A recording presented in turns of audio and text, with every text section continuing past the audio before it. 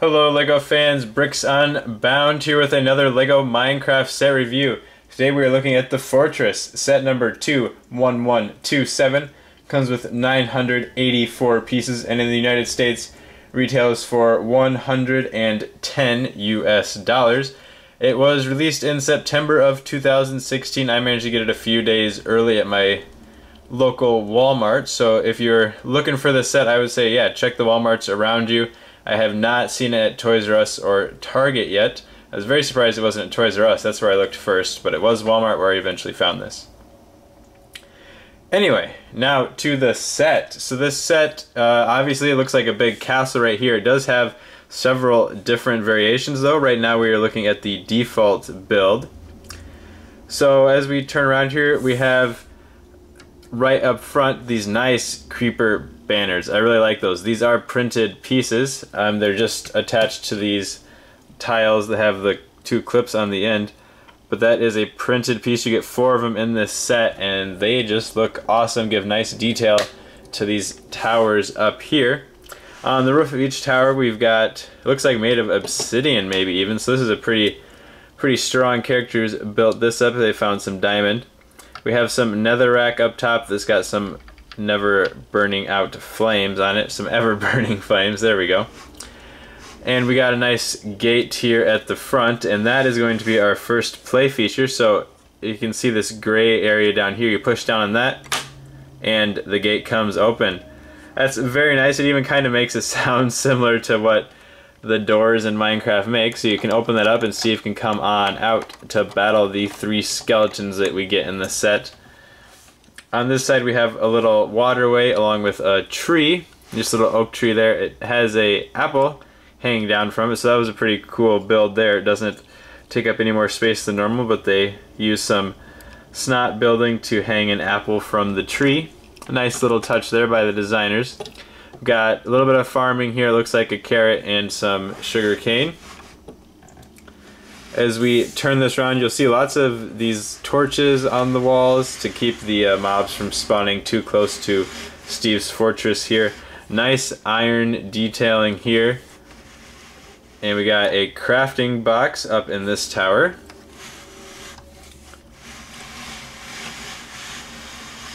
Here's a look at it from the back. Still doesn't look too bad, has a little bit of textured bricks in here. The sudden shift to tan plates and bricks looks a little strange, but no big problem there. Some more iron bars. And here is the other tower. Nothing on this floor here, but you can obviously, of course, stand a minifigure there.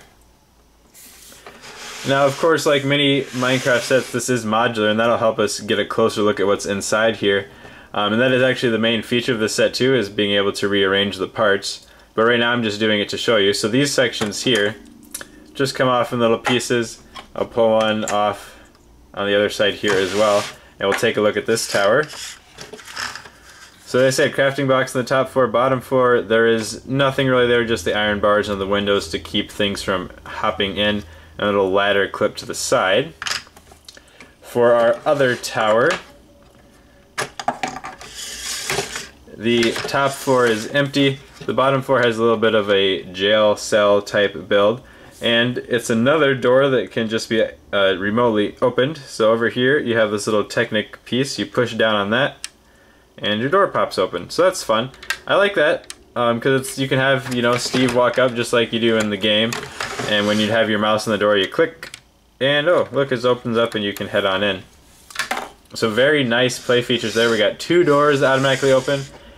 And now that we've got this out of the way, we can take a look at what is all inside of our fortress here. So at the back, we've got a little stall here, and as you can see, it has 2 doors, but more importantly, it has a horse in it.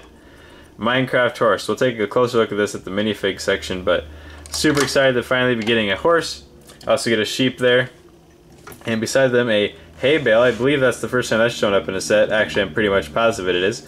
A little bit more netherrack burning here. On this side we have an armor stand. Looks good. This is the same pieces that they use for Steve's head, but it is not printed at all. It's just in the dark brown color. nice to get that. That could be pretty useful, I think. And we also have a chest here, and inside our chest are swords. So in this set you get every kind of sword that they've made in Minecraft, plus maybe a new one. I can't remember if the stone sword has appeared in the set before or not. I'm sure someone will remind me in the comments. But we got, from left to right here, we have diamond, stone, wooden, who would use a wooden sword, and then an iron sword. Pretty cool there. And then Steve, as you saw earlier, is holding the golden sword. So got another sword there. So nice to get the full collection of swords in the set. I'm not particularly sure why they did that, but I'm glad that they did. It's always great to have more extra equipment, because of course you only get the Steve minifigure to defend his entire fortress here. And then over on the other side of the interior, we have another little farming area with some wheat and sugarcane, and then a little bucket over there for water. So this is a nice, pretty self-sustainable fortress, it looks like. As I said, there are multiple builds to this, so I'm going to go ahead and put together a second one here and show you what the second official build looks like. And here is the second official build. So this time they went for height, stacking both towers on top of each other plus a couple of extra parts. And here's our huge tower up here. We got Steve looking out over his new fortress, new arrangement here. I like this arrangement as well. It definitely shrinks the room inside the fortress, so certain things got kicked out front, like the chest and the armor rack. The farm area got brought together. We still have the horse's stall and the sheep stall inside the building, however. This one, to me at least, looks a bit more like it's a ruined fortress, because we've got these gray pieces sticking up over here on the green part, and on the other side maybe like there used to be towers there that got knocked down and then rebuilt into this, which I mean is basically what happened, right? And there was one play feature I forgot to mention before. So if we look around this side here, see those black studs sticking out of the wall? Well, from the other side you can see that they are flick missiles. So those are supposed to, I believe, represent an arrow trap that you can have Steve launch off from the inside here. There aren't any like pressure plates from this step on for it to actually shoot, but you can get the idea. So just fire that away and you can take out the skeletons. So that's a fun little thing. I forgot to show it before, but it is present in all of the builds, because as I said, you do not disassemble any of the individual modules, you just rearrange them. Speaking of rearranging, let's zoom on out and we'll take a look here at the third build. For the third build, we have now made a wall out of the fortress. So we got a tower down here. There's our farm area. A new stable for the horse built by rearranging some of the modules. We got the main gate here. Then our weapons area, our armory, the sheep pen, and the other tower. So I like this look as well. It gives a really long wall. The only bad thing about this is it's kind of hard to display because it does take up a lot of space lengthwise, but I guess if you don't have a whole lot of space to display something in terms of depth, this one would be good for that. We've got one more official build to look at.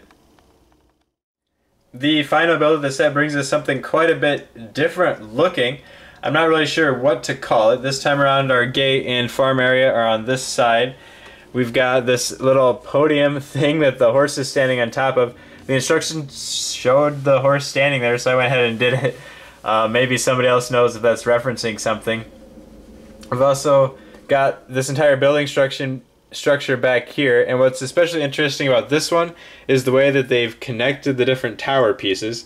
For instance, over here, these are normally bases of towers that this can just sit up on top of, but this time they put it in the middle of two to hold those together, so it's very good for showing the system here. I think this build is probably the best at showing just the different ways you can use it. It's not really my favorite looking of the four builds, but I do think it highlights the features of this well. And now let's go ahead and take a look at the magic behind this system. These four official builds are made possible thanks to this rather impressive modular building system they use for this set. The set breaks down into 40 different components that then you can rearrange in all kinds of different ways. So as you saw earlier in the video, we have these little sections to connect walls, These can connect grass pieces, and I just threw that one on the floor. And you have bases for your towers that can be set directly onto the base like this if you want. In any orientation, you can stack them off of each other, on top of each other. There's just so many different ways to configure this set. I'm sure there's some math equation that will tell you how many different ways you could attach these 40 things, but man, it is an impressive way to build a set. Let's go ahead and take a look at the minifigures before we wrap it up with my final thoughts. There are 6 figures included with this set. We get Steve in golden armor for the first time. We get him with golden leggings, golden helmet, and the golden armor, as well as the golden sword. So great to get that full set. Next up, we've got a skeleton in iron armor. Then we have a skeleton with an iron helmet, a skeleton without any extra things at all, a sheep, and a horse. So the horse is definitely the most exciting for me here. It's a pretty nice looking build. Some parts of it just don't quite do it for me. I think it looks really good from the side. They use this hinge piece so you can adjust its head, but that does sometimes leave a few awkward looking gaps in it, which is unfortunate, but I am glad they made it so you can adjust its head. Its tail is also on a clip here so it can go up and down as you wish. But pretty good build there. It fits in well scale wise, I feel, with the other figures and mobs. Here they all are from the back. Nothing too spectacular to see here. I'm a little bit disappointed in the minifigure selection, though. I'm not gonna lie there. Steven golden armor is fine. I really like the golden armor. The horse is excellent. It's about time we got one of those. The sheep is fine. It hasn't been that common of a thing. I would have much rather seen a cow though, because that's only been in one set. 3 skeletons though, that's kind of boring, because we've gotten a lot of skeletons in different sets. The Desert Outpost set, for instance, came with 2, and there's been a few other ones in random sets, so we really didn't need 3 more. It would have been better, I mean, awesome would have been to get, you know, instead of maybe one of these enemies to get like a little chicken mob or something. That would have been cool. We haven't gotten those yet.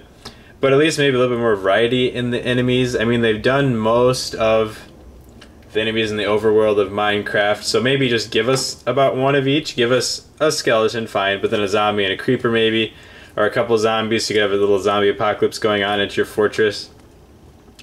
I don't know. I'm just not super excited about getting 3 more skeletons. I do think these are all excellent figures, just the selection could have been improved a little bit. Let's move on to my final thoughts on this set. Now for my final thoughts on this set. If you couldn't already tell by earlier in the video, I love this set. It is very, very well done. The designers did an excellent job with their new system of modular building. You can bring the Minecraft and people can use it for their own creations with this set, or even with any future mocks they want to do. So kudos there, it looks great, the system works really well. A couple of slight issues ahead of this set, one being the build is not super interesting at first, right? I think it is made up for once you have all of the little modules built and then can rearrange it very quickly and easily into whatever you want. That's really nice then, but leading up to that it's kind of boring, there's a ton of repetition in it. So I think that can kind of hurt the build experience to start with, but I do believe the modular system makes up for it in the end.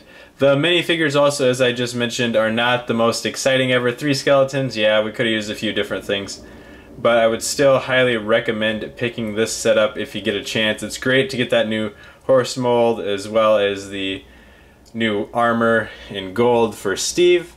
And they gave us a couple new fun play features with the opening doors. So it's nice to see that they still did a couple new things too that you can incorporate into your mocks.